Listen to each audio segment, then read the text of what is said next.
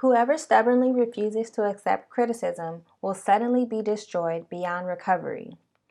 When the godly are in authority, the people rejoice, but when the wicked are in power, they groan. The man who loves wisdom brings joy to his father, but if he hangs around with prostitutes, his wealth is wasted. A just king gives stability to his nation, but one who demands bribes destroys it. To flatter friends is to lay a trap for their feet. Evil people are trapped by sin, but the righteous escape, shouting for joy. The godly care about the rights of the poor. The wicked don't care at all. Mockers can get a whole town agitated, but the wise will calm anger. If a wise person takes a fool to court, there will be ranting and ridicule, but no satisfaction. The bloodthirsty hate blameless people, but the upright seek to help them. Fools vent their anger, but the wise quietly hold it back. If a ruler pays attention to liars, all his advisers will be wicked. The poor and the oppressor have this in common: the Lord gives sight to the eyes of both. If a king judges the poor fairly, his throne will last forever. To discipline a child produces wisdom, but a mother is disgraced by an undisciplined child. When the wicked are in authority, sin flourishes, but the godly will live to see their downfall. Discipline your children, and they will give you peace of mind and will make your heart glad. When people do not accept divine guidance, they run wild, but whoever obeys the law is joyful.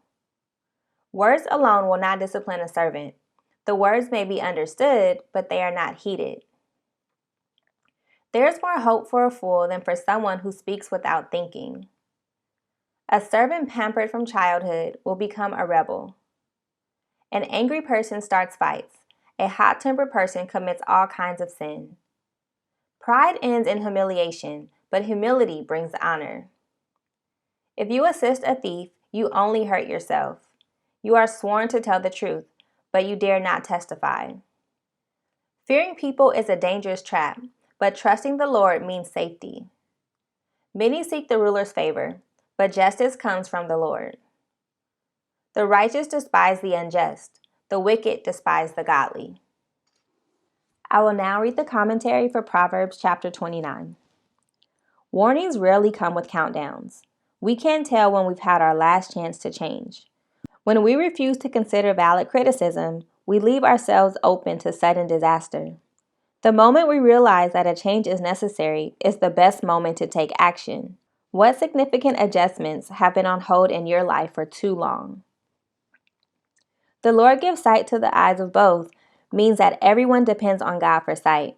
Both the oppressor and the poor have the gift of sight from the same God.